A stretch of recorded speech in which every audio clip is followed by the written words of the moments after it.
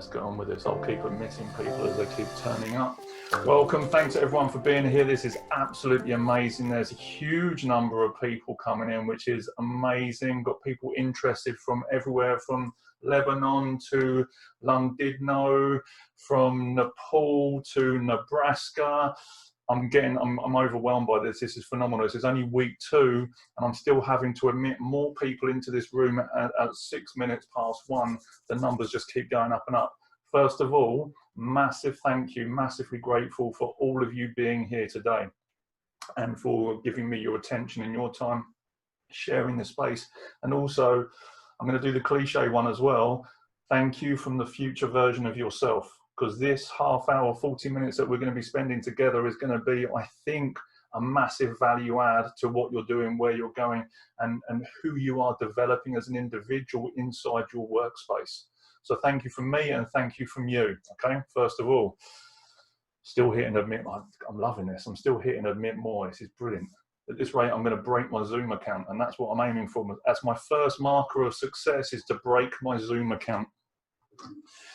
So, agenda's down here. What are we covering? First things first. Oh, crikey. First things first. Housekeeping. Housekeeping. Let's make sure we're 100% focused on what we're doing. So, everyone got their mobile phones with them? Hold them up. Everyone got your mobile phones? Get them out. And let's light up the little aeroplane and make sure that you zero out the distraction and get 100% attention on what it is you're doing here right now for yourselves. Okay? The second thing is get rid of all your email. Does everyone know where you are? Will the work still be there in 35 minutes? We know it will be, so it's okay. Close the email down and give yourself this time for your development right now, okay? I can only see a small number of you at the top here. I'm watching some of you. Good, Tracy's giving me the thumbs up, fantastic. Gray, good to see you. Martin, great to see you, bonjour. Good, wonderful. And if you want to put your cameras on and show your smiles, please feel free. It's what we're here for, sharing smiles. What are we covering? So phone's done. Next thing, fresh page, fresh thinking. So if you've got a notebook handy, you've got your notepads out, get your books out and make sure you've got a nice clean page for you to be working on. So whatever I'm sharing from here, whatever one-liners, whatever quotes, whatever concepts, you can get them down there in your handwriting, so you can keep firing up those neurons and keep building the understanding by seeing it in your own handwriting as you write this stuff down. Good to see you, Amanda. Good. Phone, fresh sheet. Let's do this. How's this session going to work? For those of you who have worked with me before, you know I'm going to ask lots of questions along the way. I'm going to do this as much as a two-way conversation as I can in a Zoom conference, as I can, you know, with a huge group of you as I can with one-to-one. Is everyone okay with me asking questions? Everyone say I or type I in the chat box if you're okay with participation. Good, everyone's on board. What are we covering? Let's get into this. Good, this is the setup. We're just gonna get this warmed up. What are we covering? We are gonna be covering the self-leadership model. Something that I've created. Oh, hello, tell a lie. Let me just step back for 2 seconds.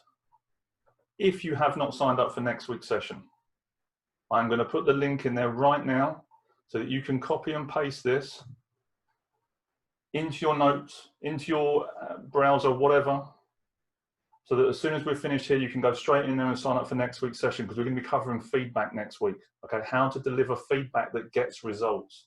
It's all well and good telling people what to do or sharing ideas, but if they don't take action on it, you've just wasted your breath and your time in having that conversation. So let's get together and create a shift in your approach that's going to get you results when you're giving that information. What are we covering today? Let me come back into this now. Sorry, I'm with you now. Today, self-leadership. I was listening to an interesting YouTube video this morning. And they were saying how the leadership is not outside of you. What's required right now is for more people to step up into who they are completely so that they can go and do greater work. And it's about them being the leader, that, as Simon Sinek says, being the leader they wish they had, but more importantly, being the leader you know your people need you to be. It's about analysing the gaps in performance. It's about seeing the opportunities. It's about understanding how you are going to bridge that moment to help these people cross whatever chasm it is they are stuck looking into. And it's our responsibilities as human beings in this current time, in what we're doing, to make that happen for the people that are in our gift and in our charge and in our care. But all the time, if we're pointing our fingers at other people, waiting for them to tell us what to do, or waiting for them to teach us how to be better leaders, then we're not leading. In order to be a leader, you have to start leading. I know this almost sounds, again, kind of, I don't know, like sucking eggs again, or stating the obvious. How many of us, though, have been waiting for someone else to tell us what to do in any crisis situation, let alone this one? How many people have been looking to someone else for the guidance, and at the end of that waiting, you suddenly realize, oh, I had all the answers myself? How many people have had that experience? Hands up, say I. And you're like, well, why did I just waste 6 months of my life waiting for you to tell me what to do when actually I knew that 8 months ago? This isn't leadership. This is where we are abdicating our sovereignty of who we are and what we're capable of. And it's about taking responsibility for that. Good. So in this, we're going to cover the self-leadership model. I'm going to give you some daily practices which are going to help to bring these skills and these ideas to life, and also to help you to build your personal development plan inside an organization. And we're going to move at speed, okay? So, difference between management and leadership. Who knows what the difference is between managers and leaders? Who knows this? Yes? No? It's okay to say no, by the way. That's also allowed. We've got, good. Okay, look. So the difference between manager and a leader. A manager is someone that looks after a process. A leader leads. And neither is better or worse than the other. In fact, there's a time and a place for each of those things. But categorically, no one ever managed their way out of a crisis. Whatever that situation is, it requires us to step up into that and what we're thinking and bring that stuff to life. And that understanding comes from understanding who you are. So let's get into this part of the model.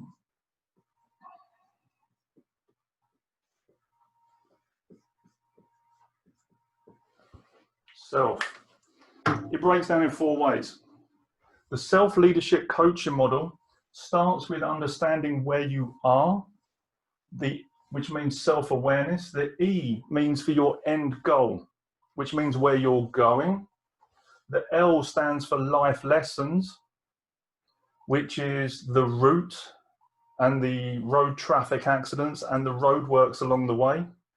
And the F stands for forward momentum.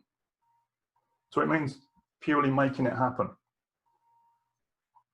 And I'll help to support this analogy as we go through. So the first part is self-awareness. This part is like the microscope. It's like taking the time to put yourself under that lens and getting a deeper look into who you are and what you bring at any given moment. It's about getting close to that. It's about taking full responsibility of who you are, what you're capable of, and what you're bringing to any given situation and relationship. How many people have got home from a day at the office leading people and you thought, I wish that conversation had gone better? Or even worse, they said, well, you said, I should have said this to that person. How many people have done that when they've got home from a day at work? How many people have actually sat down though and then asked themselves another question, how to make it better next time? There'll be some of us that do, and a lot of us, it may be, I would imagine, a much smaller proportion of our time has been spent doing that as leaders to help make those 1% improvements. Because we don't get taught the questions to put ourselves under that lens. He says, The self-awareness piece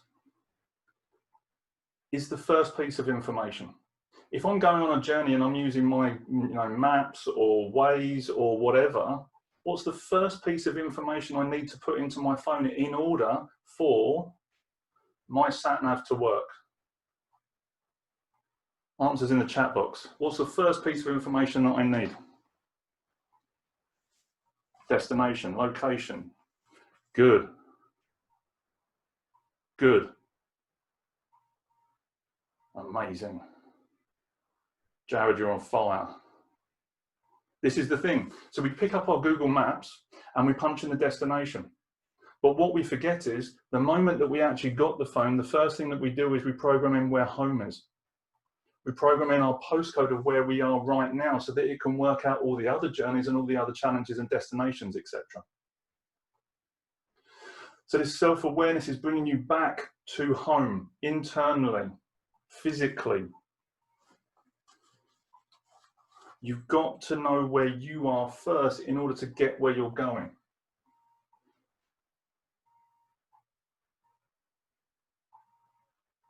So, 3 questions worth asking here.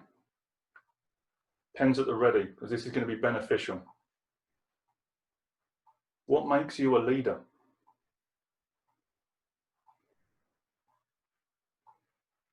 And it's not just your job title. If anyone's written just my job title down, you need to go back and re-answer that question, okay? With absolute love and respect.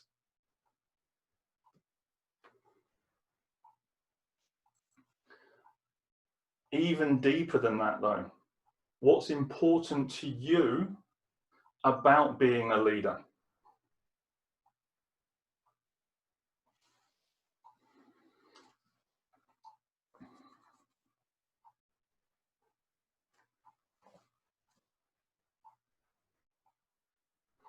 Nice. Ability to inspire, people willing to come on the journey with you. Good. And here's the best one. Who here remembers something that their old boss or their old manager used to say to them in their first job when they were maybe 15, 16 years old, and something their old boss used to say all the time? Can everyone remember something that they used to say? I'm 42 now, so I've got a few years in this, and I still remember what my first boss used to say to me when we were clearing down the restaurant and setting it up for the next day's functions. So it's really important we understand as leaders that words change worlds. So the things that you're saying to the people around you are going to be taking that stuff on board. They're going to be absorbing it like a sponge. And they're going to remember what you're saying and what you're sharing with them in 5 years, 10 years, 20 years' time. So my question to round off this section is, what words are you saying right now that will be repeated in 20 years' time? What types of conversations are you having with the people around you that are in your gift that you know they're actioning and living by as almost a mantra because they're looking to you as a role model?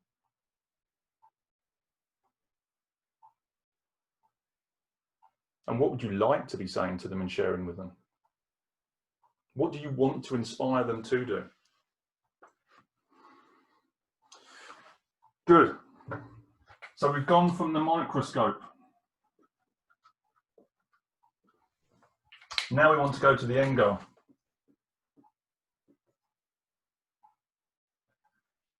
So we go from the microscope to the telescope. We want to look the furthest distance. And now we understand where we are at the deepest point, or we're starting to understand that. Where are we actually going to? Now we're going to put the destination in the postcode of where we want to get to, because we know where we are in relation to it. We can then start creating the map.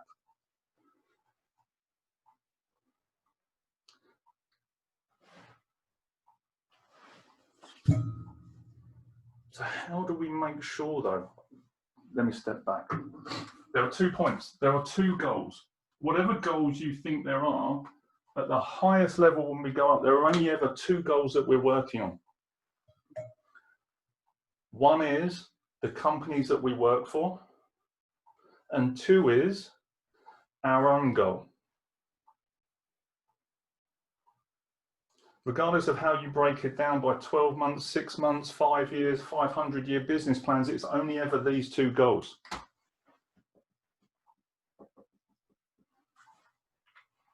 And we have a choice of how we interact with them. Now, if this is you and this is your organization, how do we make sure that we're aligning these journeys together? How do most people do this? They join a company and support that company's goal all the way through to the end.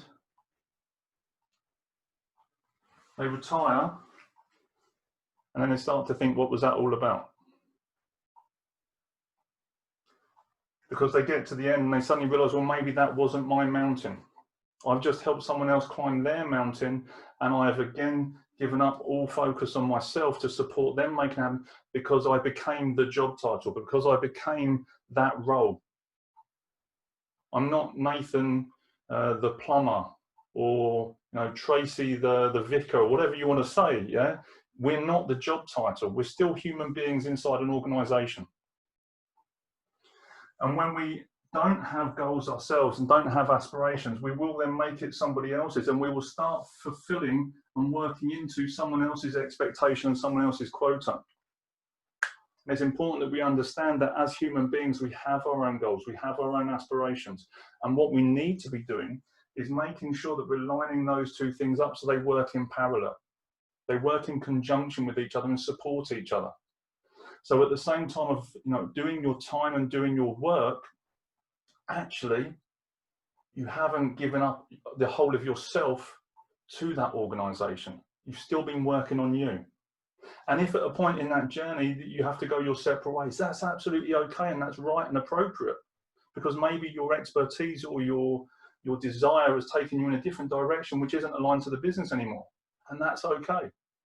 But what we do is we think we have to do that. We have to do this role. We have to fulfill these expectations based on certain obligations, and therefore we can't do what we want or need to do.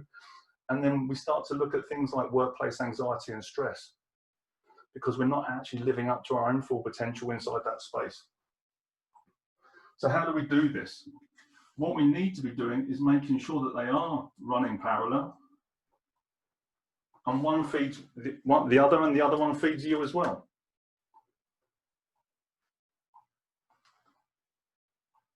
So my questions in this area, as we start to align those, what is it I'm doing that's helping the business? So what goal have I got, and how does me achieving that help the business? And how does the business achieving its goal help me achieve mine? How many people have actually taken the time to ask these sorts of questions of themselves and their work? I know of stories where a man in America was working in a car sales showroom, but actually what his goal and aspiration in life was surf photography. So he'd spend, he'd work his absolute behind off for 5 days a week, make loads of money so that he can fund himself going and being a surf photographer in California, and going around Hawaii and other places. So by his business succeeding, actually he could make more revenue, which then fed what he was doing. So they weren't mutually exclusive, one fed the other. But what we often get caught up in our work is that, okay, we're selling out to this, we're putting too much energy in it, we lose track of why we're doing this, and we lose inspiration and motivation to go and do the things that actually drive us. But maybe on the other side, this end goal of yours, as it was with me, to get qualified as a leadership coach, to become a leadership trainer. Okay, how did that benefit the business that I was in? Well, while I was taking my qualification, I was actually coaching and training the leaders inside that business with the skills that I was starting to understand. So when I actually left the business, I left the leaders that were there, I left the leaders that were still there in a better position than when I started doing the qualification. So one feeds the other. But if we give up completely, we get to the end of the road and we look out from the top of someone else's mountain and suddenly realize it wasn't ours to climb. Or if we get too stuck over here we start to lose our sight on what it is we're actually doing in the day-to-day, and start, getting too focused on yourself. Oh, they're not helping me, I'm not helping them. And we'll start to cause friction and frustration, which just causes, again, anxiety and depression. And will probably end up or result in you losing your job because you're not actually doing what you're there to do. You're not fulfilling your contractual obligation. So it's about making sure that we do them in parallel. Key questions.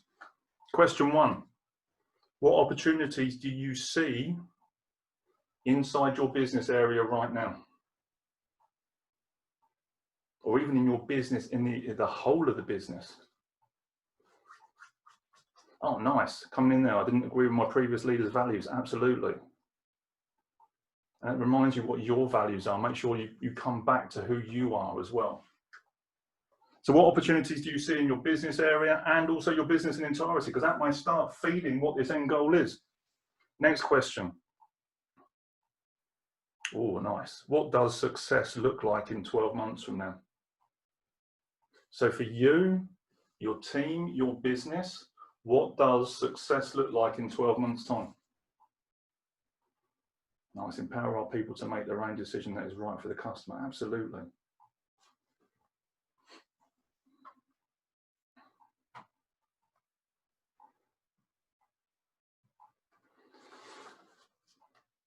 Here's a biggie for you. What is your plan to get promoted in the next 12 months?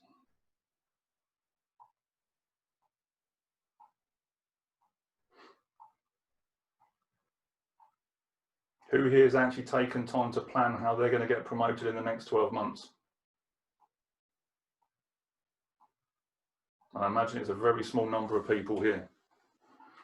But if you don't start planning it, as the cliche says, if you're failing to plan, you're planning to fail. Well, actually, if you're not putting the stuff in place, it's never going to happen anyway. You need to start mapping forward and engineering backwards. This is why we set goals, so we can actually see what it looks like, and then we can work out what the incremental steps are to bring it to life. What's the cost, though? The cost and benefit, and you can see this being on the micro and the macro, from the microscope to the telescope. If we spend too much time here in the navel gazing in who we are, we lose sight of what we're actually creating. It can often turn into almost procrastination. I'm not good enough. I can't do this unless it looks like this. On the other side, though, if we're just looking at the telescope and we're always daydreaming where we're going to get to, we're not actually focusing on the actions that we're taking now. So we have to have a balance of the both. And Alan Watts, I paraphrase the quote, what he says is that biologist doesn't spend all his time with his eye glued to the microscope. What he does is he sees what he needs to see, and then he steps away to go and do the work. Because if we've always got our eye stuck to the microscope and we're analysing, we don't do anything. And if we've always got our eye on where we're going, but not actually what we're doing, we lose sight of that. And as Alan Watts says, the moment you get the message, hang up the phone. Hope this makes sense with people. Yeah? When you see what you need to see, go and action it and go and move it. Life lessons.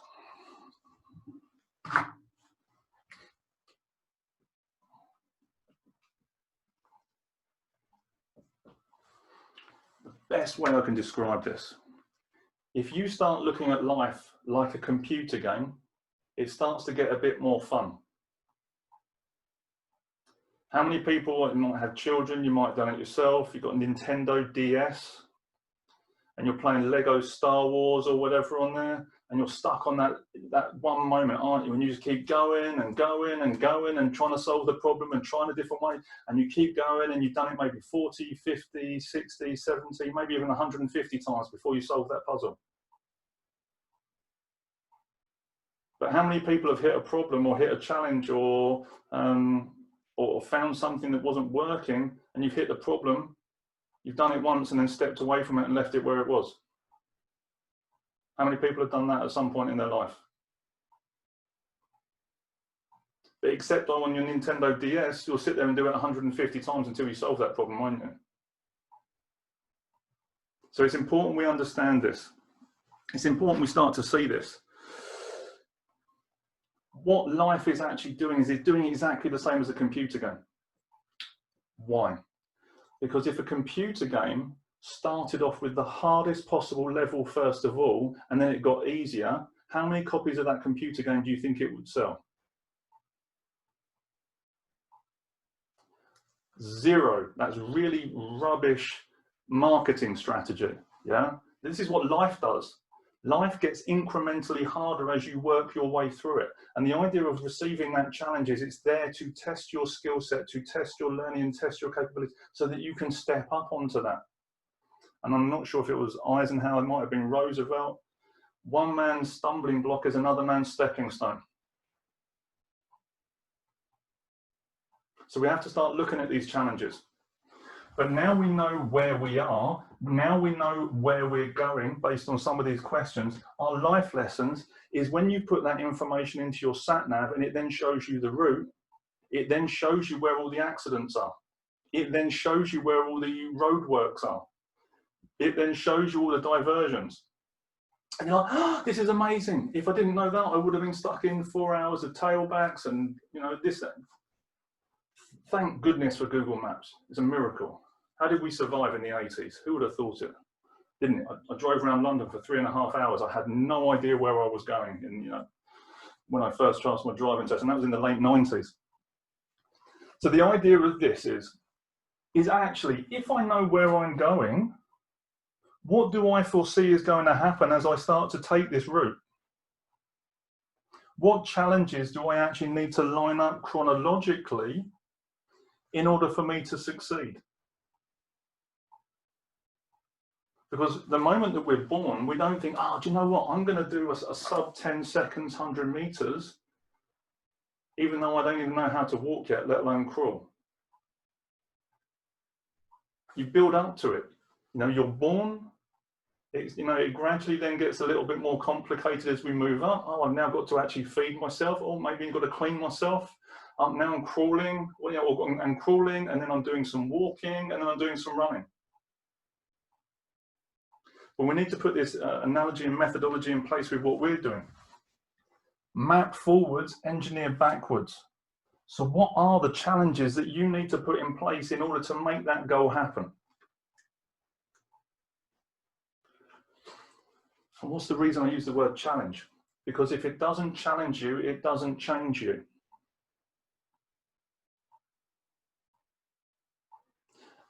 And this is just dropping into my head. This is something I learned a couple of years ago. We're looking at this end goal. It's not about achieving the goal. It's about the person you have to become in order to make the goal a reality.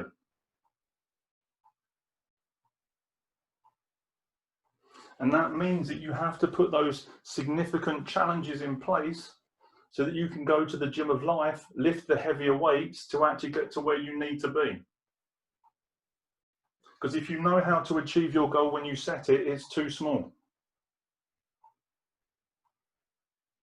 Because if it's too small, it means actually that I know how to achieve it, and it's being set from inside my comfort zone, and it's not going to pressure me or tension me or even engage me to go and make that happen.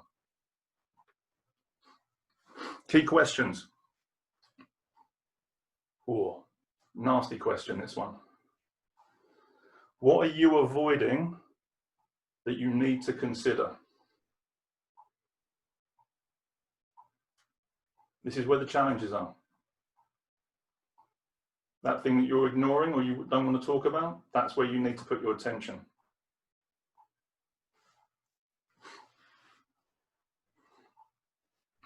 What is the top problem worth solving?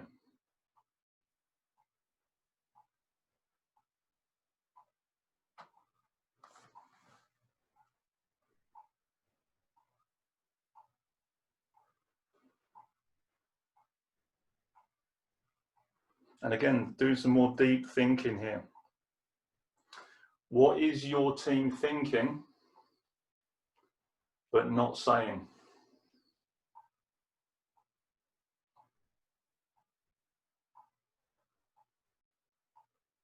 Deep down, you know the answer to these questions anyway. If you're working with a group of people and you've worked with them for long enough, you will have a sense of what frustrates them, what irritates them. Nice. It will never work. It's been tried before. Absolutely. So when you can start to see these things in your thinking, whatever's relevant and related to where you are, then you can start asking the question, wait, well, what is it I need to do differently that's going to create this? What is it that's going to change the perspective? What else do I need to include that's going to engage these people, energize them, and move them forward? And just taking the time to look at this stuff.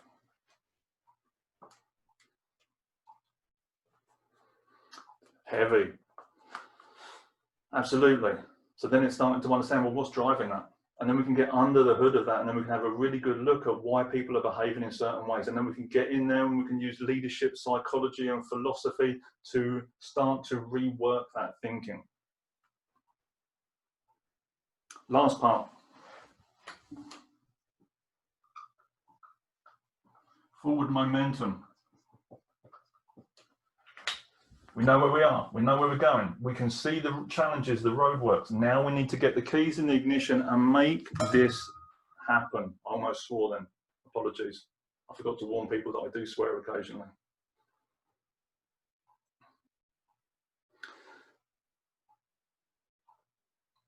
Once, and it's the same with the route find. You know, if you're going to see a friend, and I haven't been to see that friend for ages. They've moved house. And you know where you are. You're getting your, your road trip snacks ready. You've got drink ready. You've got the car. There's oil and there's petrol and everything. The car's ready to go. And you're really excited. Right, I'm sorted. I'm going to go to my friend's house. I'm going to see them and the family. Right, I've got the route in there. How much easier, how much more exciting is that long journey once you can see what's happening and you can start to engage with where you're going. It becomes more exciting when you do this. So when we're doing our own mapping of our own journey, we can start to get more engaged with what's important to us. How does it pull me forward? How am I empowering myself to make this happen? So then when we get to this last stage, it's just like putting the keys in the ignition, turning the engine and going. So we're trying to make it easier for ourselves by doing the analysis and preparing ourselves for what's going to come downstream. Key question. What is the best way for you to actualize this vision? So whatever it is you want to create in 6 months, 12 months, 5 years time, based on your skill set, who you are, what you're bringing, and all those challenges, what is the best way for you to actualize this?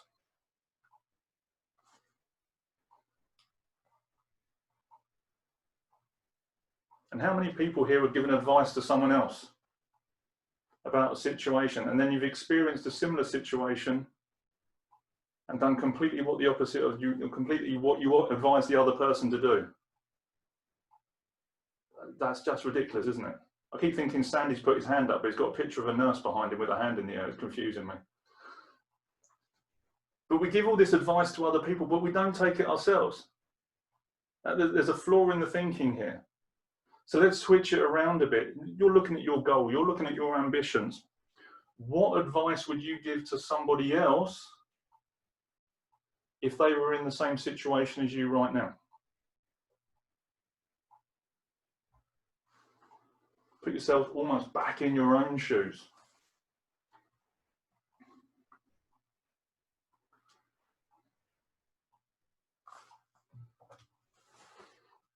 And the last one. What would you do if failure wasn't an option? In fact, what 3 things would you do if failure wasn't an option?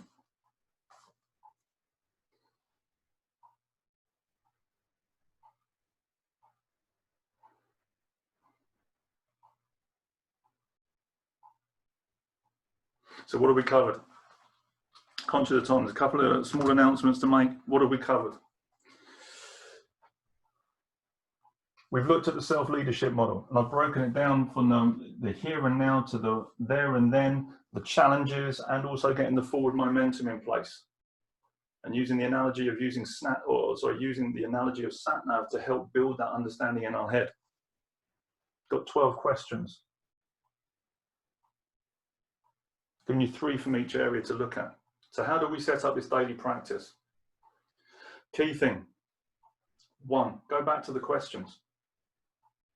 Schedule in even a small amount of time for yourself, 5, 10, 15 minutes a day, to go back to the questions and start digging into that. Reminding yourself why you do what you do. Who you bring when you're a leader, what's important to you. Because in order to be a leader, you have to start leading, and that involves and includes yourself first and foremost. So go back, refresh the thinking constantly. Take time at the end of the day. The second part is to do a reflection at the end of the day. 5, 10, 15 minutes maximum. 3 questions. What worked?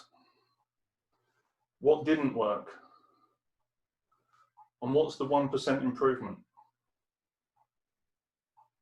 Simple as that. We don't have to overcomplicate it. But we get ourselves tied up in knots thinking, oh, I'm not as good as that, and oh, I mucked that up, and oh, I should be doing this, or I should be doing that. And instead, you know, should is the language of guilt and shame. How many people have done something they thought was wrong, and they said, oh, I should have done this, or I should have said that. And then the next time they do that situation again, they do exactly what they said they shouldn't have done previously. Everyone done that at some point. Why? Because we're too busy blaming ourselves for what happened rather than going, well, what can I do next time to improve it and make it better? And then we're actually taking control of the question, which is taking control of the answer and creating a new action. So 10, 15 minutes each day to do some reflection on what worked today, what didn't. What can I do to make the 1% improvement? And also as leaders, hold your hands up occasionally. Do you know what? That thing that I said yesterday, that wasn't okay, and I'm really sorry. I felt like, to me, it didn't feel okay. It might have been okay with you. I'd like to make that better next time.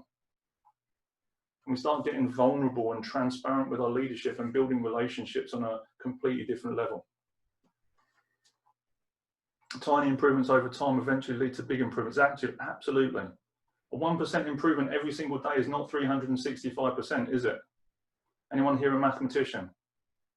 I'm not. You've got compound interest. I know how that works roughly. Yeah. I look at that on my credit card bills every time the interest comes in. So look, it's important we understand this.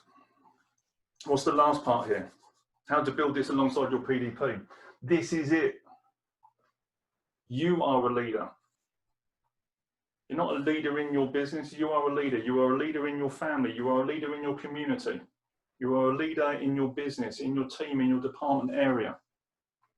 You have to start stepping into this and developing it and start looking at who you are, what you bring, and also where it is you're going. And start factoring that out. Maybe it is a promotion inside your business. Maybe it is a different department in 15 months, 24 months. Maybe it is becoming a consultant in 15 years' time or 10 years' time. I want to specialize in this area of expertise and I want to go and be a consultant or a contractor work in these different, okay, great. Start building that stuff into where you're going. Because in order to be a consultant or a contractor in 15 years' time, you have to be doing a hell of a bloody good job right now in order to build up the credentials and the skill set and the understanding in order to make that happen. Can everyone see how this is beneficial? I'm not looking here, I'm looking in both spaces. I'm paying attention to the here and now and where I want to get to and who I need to become in order to make that a reality. But not daydreaming about over there. I'm doing the incremental steps to build the skill set up so that I can make that happen. Hope this is useful. Good, we definitely overrun. What's been useful? Light up the chat box massively quickly. What has been useful from today's session? What have you taken away? What are your insights? What one action are you going to take away from this session to make a change for yourselves right now?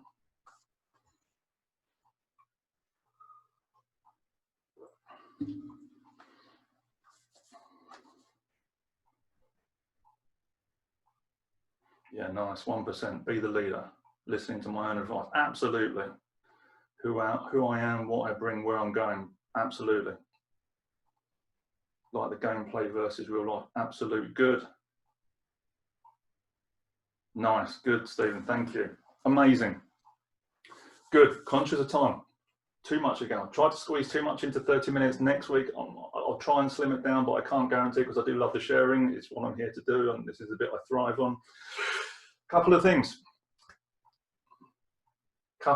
coming up here. One is, or three things. There are two ways to work with me right now. We've got the Grow coaching model, which I've got on Udemy. So if you want to have a look at the Grow coaching model in a different level of depth, a different level of understanding, with a slightly different viewpoint that I have of the world and leadership development and coaching, there is going to be a link coming up in the chat box right there for the Udemy course.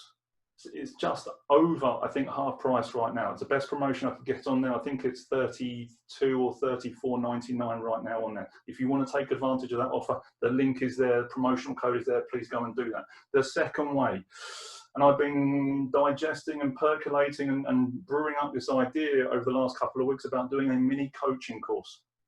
It's going to be 4 weeks. I'm going to start it on November the 24th.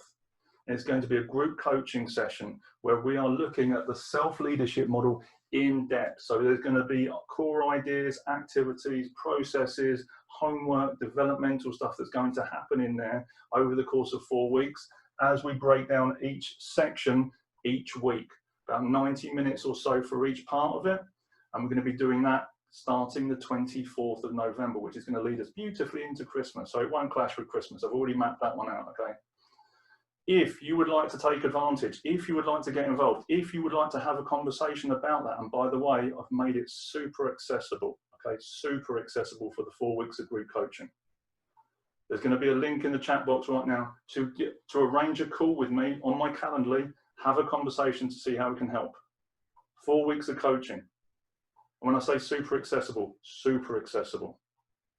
okay?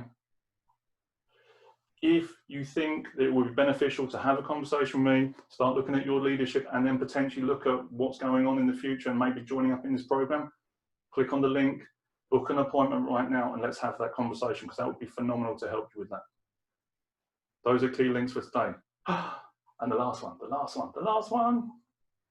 free download. What I've also done is I've put together a beautiful workbook with 40 questions to build leadership. And I've taken them from the idea of this model and also the in-depth 4-week coaching program. And there are 40 questions in there for you to work through. So you've got some options to play with. One, if you want to do this on your own, absolutely fine. There's 40 questions in that downloading. You can see that last link that's come up. There's 40 questions in there to work through so you can build that skill set.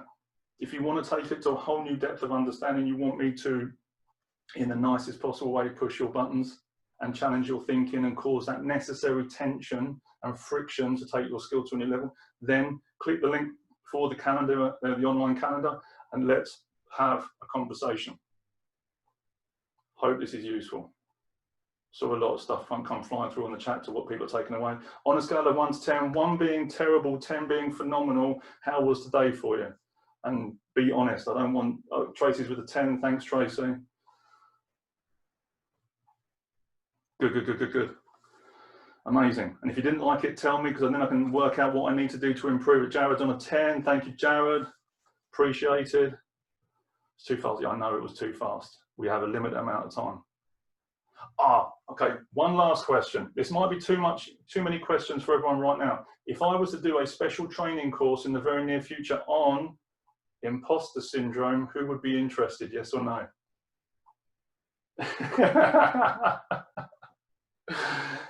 Good, because I have been doing some seriously deep diving into imposter syndrome, and it's brought up all sorts of stuff for literally, I say stuff in floating speech marks for me, okay, all sorts of stuff. And I'm really kind of bringing some stuff. Colin, hello Colin. I'm looking actually to bringing this all into a program for a small group of people potentially to kind of really shift some thinking. Right. Everyone comfortable with what they covered today? Everyone got some stuff to take away with? Amazing. Look, sorry we overran. Apologies to whatever your next meeting is. Blame it all on me. Whatever you want. Tell them to join next week and they'll understand, okay? So please follow the link for next week. Log in for next week. Join that event. If you think anyone else would benefit from it, please do invite them as well. Get them involved. The more people in this room, the better. I want to break my Zoom account. That's my first milestone of celebration, is to break my Zoom account. And I need your help to do that. So I look forward to seeing you next week, all right? Everyone, thanks very much. Planada, Martin.